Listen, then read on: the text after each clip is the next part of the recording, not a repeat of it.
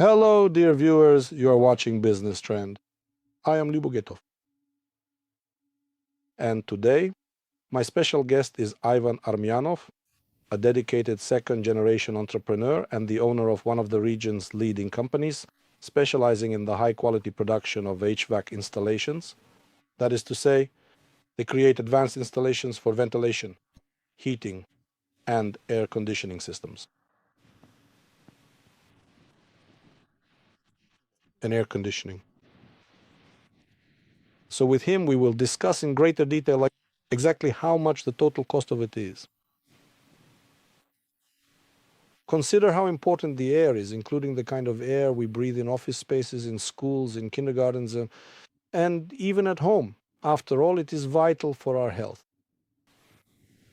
We will also have a conversation about the topic of leadership transfer about generations in companies. You know, this is a fundamental and critical subject matter that I value extremely highly, and I dare say for me, it is a paramount and decisive factor for the future success of the Bulgarian economy in the coming years. Ivan, hello. It is a pleasure to see you. We know each other well from my long-standing active involvement and participation in the Family Business Association.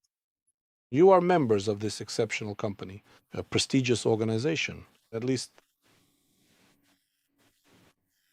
not just in my opinion, but generally speaking. Could you please provide a detailed overview of the fascinating history and evolution of your company? Because it is remarkably extensive and truly impressive in its scope. Hello, first of all, thank you for inviting me to join you. It's a real pleasure for me. In a few words, I'll start a bit from the beginning. Immediately after the liberation of Bulgaria, one of my great-grandfathers founded the first Bulgarian private bank, Getov Bank, in Rus. Another of my great-grandfathers established the soda production factory in Rus, Sveta Petka. And throughout the generations over the years, there has always been a desire to create. My grandfather, may he rest in peace, before the Second World War, at the end of the 1930s, founded the first Tangra company in Bulgaria and began working in metal processing and commercial activities. Naturally, on September 9, 1944, the small factory he had in Sofia was nationalized. At that time, it was on the outskirts of Sofia. Now it's in the Servica neighborhood, which is no longer really the edge of the city. His factory was nationalized and he returned home, only with his coat and hat, which made him happy. Still, he still got home? Yes, he still managed to come home. His brother was one of the royal officers who warned about the American-British bombing of Sofia and saved quite a few people in the city. He re-established the company in 1989, and to this day, for 35 years now, the company has been engaged in the production and engineering of ventilation and air conditioning systems. So you design and handle the manufacturing of them? Yes. How many people work in such a company at the moment? At the moment, there are 104 of us, and we have different departments. And we have an R&D department for equipment development, a design department that handles project management for various projects, a production department, an installation department, and of course a sales department that takes care of the commercial side. I see. Somehow before the COVID pandemic, almost no one really paid much attention to the quality of the air we were breathing. Most people usually think about what they eat or what they choose to eat. Quality food without preservatives, GMOs, and so on. Then maybe in second place comes what we drink. Actually, what kind of water we drink, which is an extremely important topic for me and is also one of the topics I work on. But when it comes to the air, what kind of air we breathe, maybe only after, obviously. You are from Rus after the cases in Rus. At the end of the 1980s, which actually led to the creation of Ekoglasnost, it really started from Rus, from the air pollution problems back then. Yes, interestingly enough, my family is from there. Since around 1920, they've been in Sofia. The Getov Bank gave a loan to the state during the First World War. Naturally, the state went bankrupt and never paid it back. That's why my family moved to Sofia as well. But what are we breathing in? Actually, you started talking about that too. A person can go 3 days without food, without water, but when it comes to air, they can last up to 3 minutes without it. There are a few people in the world who claim they can last even longer, but normally people can last a maximum of 3 minutes without air. And air is extremely important.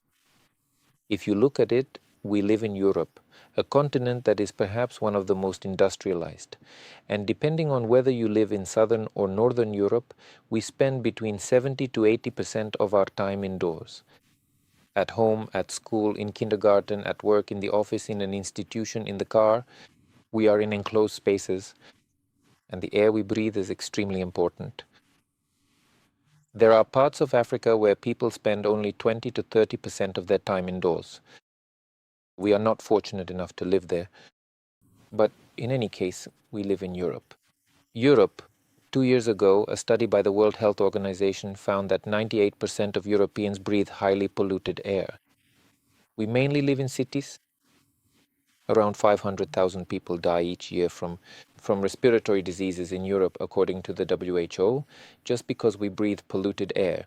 Whether it's from industry, from cars, or from the way we heat our homes, these are different reasons. There are ways to... Where does Bulgaria stand in this statistic? Do you have any idea? There is an interactive map both on the WHO website and in the Guardian newspaper, which invested in this WHO study.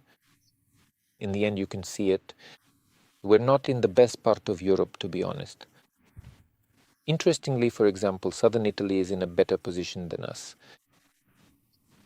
Both the climate and other factors determine this, so they have a better microclimate than we do. After all, they're by the sea.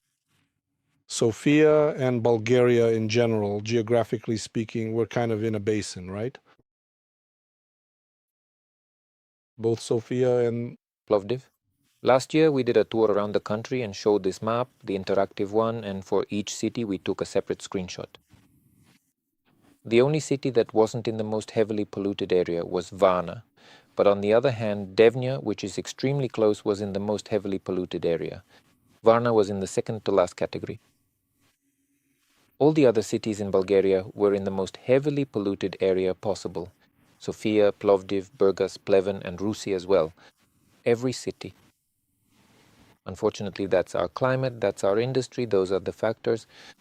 The good thing is that we spend a large amount of our time indoors. that's a good thing too. And we can fight back. At first glance, people say be outside. Being outside is great because you can get vitamin D, breathe fresh air, if you're in the mountains. However, if you're in the city, in fact, it's actually better to be indoors, at least from the perspective of air quality. I mean, it's been proven. It's better to be inside. Not only that, in the past few days since it's winter season, there was air pollution in Sofia. The Sofia municipality advised kindergartens not to take the children outside into the yards, but to keep them indoors. Even though it's also flu season right now, there are specific reasons for this. There are systems that ventilate the rooms and filter the air. In this way, they can also reduce viral transmission in the rooms. They can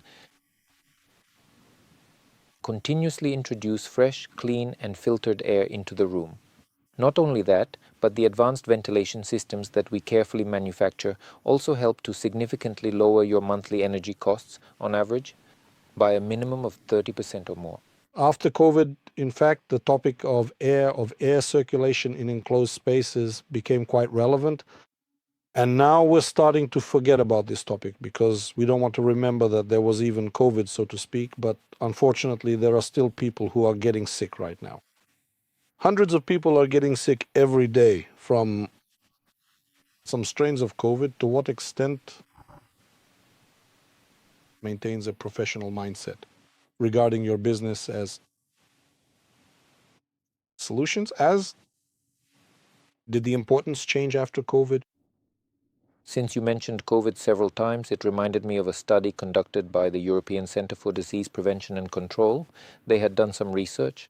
What happens in a classroom if the teacher who enters is patient zero? Whether it's COVID, the flu, type A or B, or another respiratory illness, over the years it has been proven that they all spread in the same way.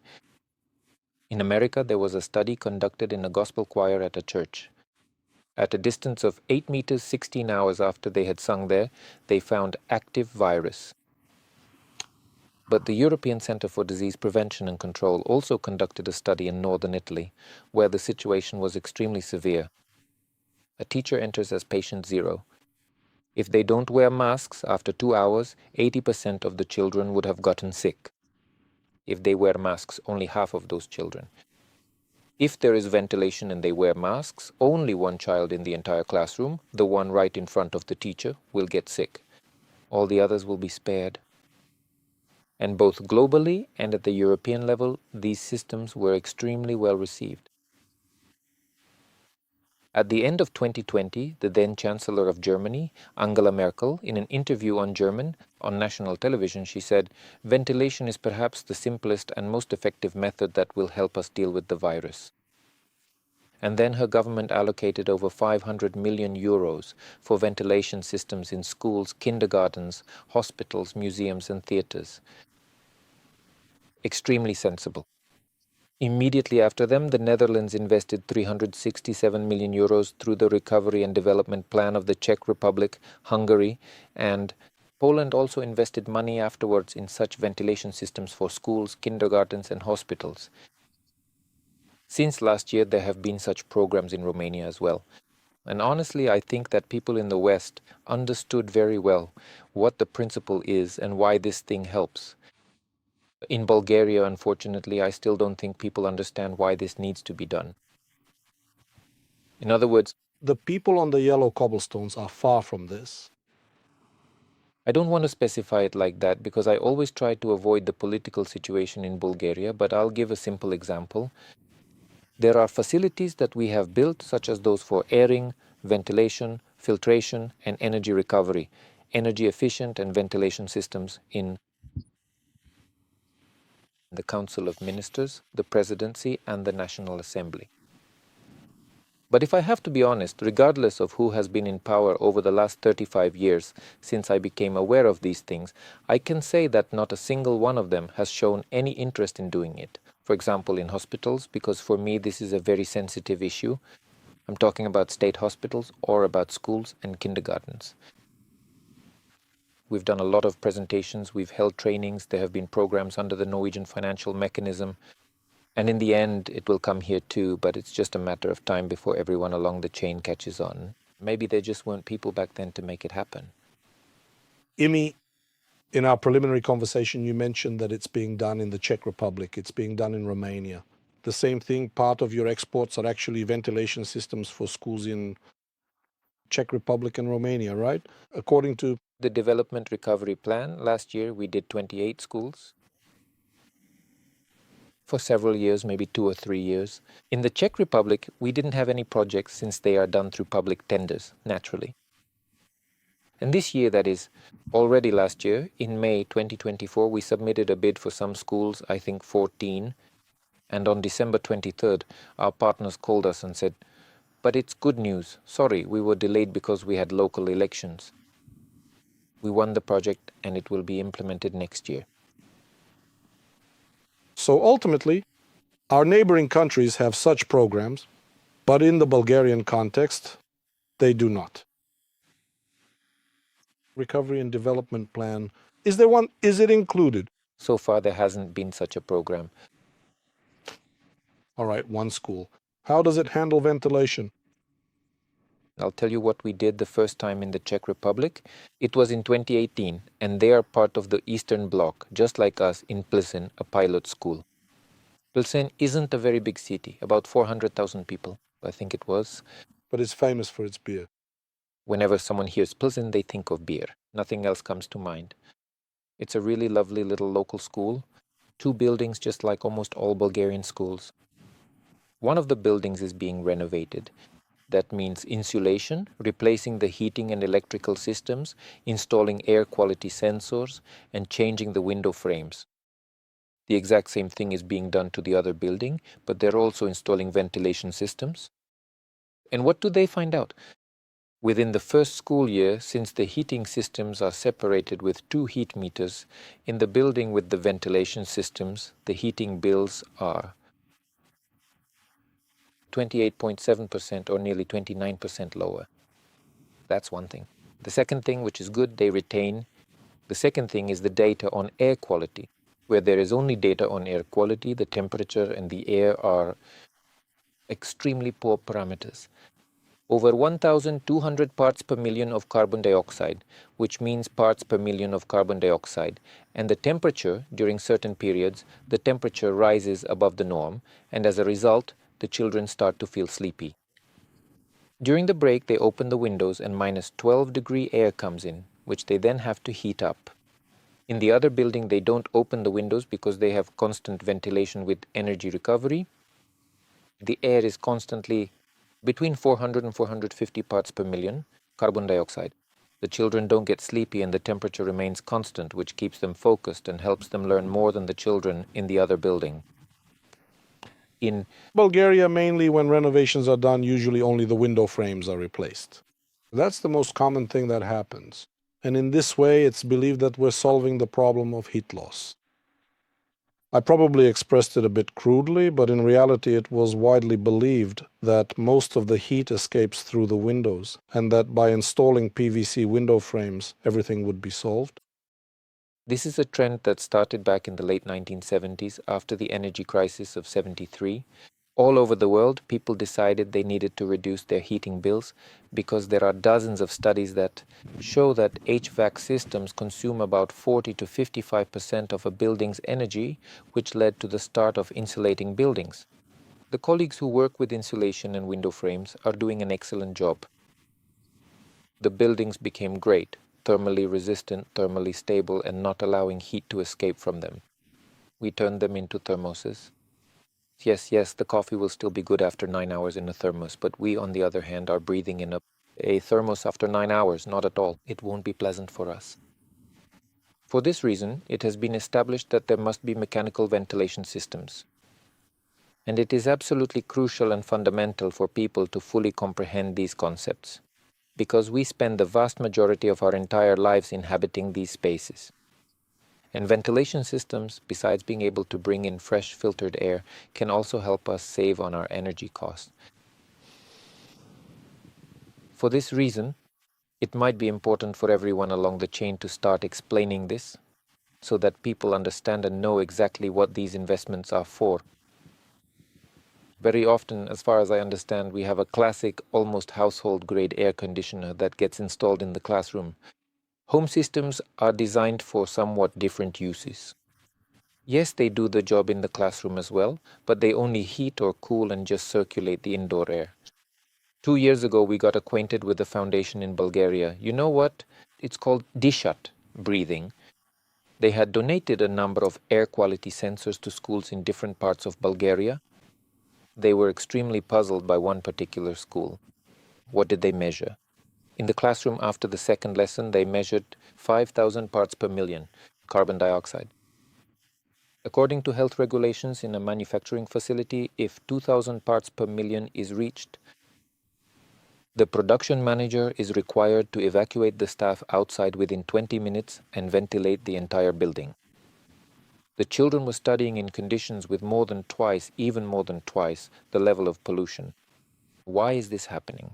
Schools in Bulgaria, as well as kindergartens and hospitals. We replace everything down to the gram, add insulation and say we've renovated it. No, we haven't renovated it. The rules for renovation. The installations also need to be replaced. The flooring underneath needs to be cleaned. It has never been removed in order to clean under the flooring. Underneath there's mold, and who knows what else in that school where these measurements were taken. And the flooring needs to be sanded as well. Most of the boards have already been replaced. They're not chalkboards like they were back when we were students. Still, options can be considered to replace the remaining chalkboards where they haven't been changed yet. There are plenty of such things. Actually, the main issue is that the same air keeps circulating. It gets saturated with carbon dioxide, the kids get drowsy, and they can't concentrate or learn properly. And then people say, oh, these kids are just no good for anything. And we don't even provide them with a basic environment for learning. It's very simple. Besides what we discussed, that the state will reduce heating costs by 30%. will make our children healthier. They'll have clean air, they'll have the chance to get sick less often, and so will the teachers, and parents will need to take fewer sick days to care for their ill children. We'll reduce the expenses we have in the healthcare system as a country. We will increase our quota that we can trade for carbon dioxide because we will reduce the carbon footprint of the buildings. And a Danish study from about 15 years ago found that the Danes decided that math problems are the easiest to grade. And in 2 rooms, in one with a ventilation system and in one without a ventilation system, they put 20 children.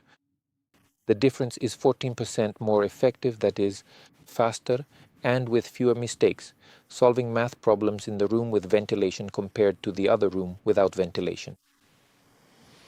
So we also have better results. And after all, these children are not insignificant. Arie Slob, the Dutch Minister of Education, had calculated that these children would enter the country's workforce in 10 years. And if they are more knowledgeable, the country's gross domestic product will be higher. And that's just from the air we breathe. On top of that, we've done calculations for a single classroom to see how much it costs. It comes out to about 30 stotinki per child per school day. So if we have, I'm not a smoker, but for example, that's like 1 cigarette a day. If we have 30 children in the classroom, it's usually calculated for 25, but because not in all of them. Back in the day, there used to be 30 kids per class. 7, 8, up to 10 leva per day. That's for a classroom. That is, we are willingly compromising a significant portion of our children's long-term health, merely for the sake of saving about 30 stotinki every single day. More than 10 years ago, together with the Technical University, we conducted a study at the energy prices back then that actually showed such a facility pays for itself in about 2.6 years, according to their calculations. I usually say between 2 and 3 years, but people use 3 years for easier calculations. It pays for itself through lower heating bills. Additionally, during the summer season, it serves the same function. But that's only for heating because most of our public schools only have a heating system. Another important aspect is public buildings. Concert halls, museums, as was mentioned, theaters. Government buildings are no less interesting a factor because a large part of them haven't been renovated since they were built. I'll give an example with a school because I met quite a few principals during the presentations we did to educate people. School number 31 in Sofia still has the same electrical installation it had when it was built back in the 1950s. But the Dom Hospital, its installation hasn't been renovated since it was first put in, and it's one of the major hospitals in Sofia. It's been, what, 40 years, maybe even more? I don't remember. Me neither. I've been inside for a happy reason. Both my daughters were born there. And I can tell you there are things that could be done very easily so that these people can work in a proper environment. Because at the very least, if a sick patient comes in, they could infect the doctors. These doctors can't possibly stay healthy and keep working. We all suffer because of the air. We'll continue after the commercials.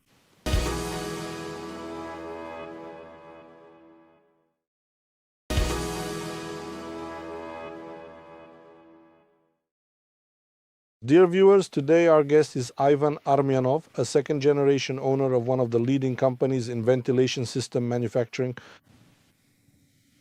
Ivan, everything that you have just shared with us today made me think a great deal, and honestly, it ignited a profound sense of deep indignation and frustration within me. But I truly hope that after our conversation, and not just ours alone, gradually and steadily, the general public's fundamental attitude toward the very air that we and our children breathe every day will finally start to change. Because every single individual has the power to resolve this critical issue right at home. Surely restaurant and hotel owners find some way to deal with it in their establishments, but in reality, in a school, a nursery, or a kindergarten, people rely on the relevant institutions to, as they like to say, journalists, for the state to do its job. I always find it quite ironic and somewhat amusing when they say that. But in reality, the people who have significant moral and ethical responsibilities toward our entire society because of their high position in the government and state administrative sectors should really think deeply and seriously about what our children and theirs are breathing every single day in the specific places where they spend probably 6, 7, or even 8 hours at a time. That's where their workday is spent. Yes. Considering that your company has been around for how many years now? 35 years. Certainly. How long have you been with the company? Well, it depends what you mean, because officially I've been here since I was 14 or 15. Unofficially, as a kid, I used to joke that it was my little sibling, because after school, I would always go to the office, and at home, we were always discussing work issues with my parents. So you basically grew up there. I grew up with it, or it grew up with me. Are there employees who remember you from when you were just a little kid? Quite a few. Quite a few. I am truly happy because the team, our team, my colleagues, many of them, we've been together for over 20 years, and we have colleagues who have been with us for more than 32 to 33 years on a work contract. So, almost since the company was founded? Yes. And in different departments, both in production and in administration, we have colleagues whom we've known for an incredibly long time. Production workers? Yes, yes. And we have colleagues whose children are now working with us as well. Do they work in the same department as their parents or in a neighboring department? So the company is deeply rooted in family-oriented values, because your own personal family and my dear mother and my father are equal partners. Yes? Yes. If it is God's will, the second generation, which is your generation, are the rightful successors. You are setting this example. Even the employees invite their own children to work with you. There's no better endorsement than that, honestly. At least that's how I see it and how I feel about it. Thank you. I'm happy because we are a team that in a way is also a family. Just as the three of us are together in the company and in production, we also have colleagues where both the wife and the husband work here. And their child works with them too. Of course, whether they're in different departments or not doesn't matter. But the point is that we have the opportunity to grow together, and we really want everyone to feel good and at ease, just as we do. They've actually entrusted their entire family budget to us in your hands. So it turns out we're not the only ones, because ours is there too. Yours is yours. Yes. An employee usually says, "Don't worry about the boss, he's got it all figured out," which isn't always the case, of course, but that's typically the classic way employees in a company think. But through these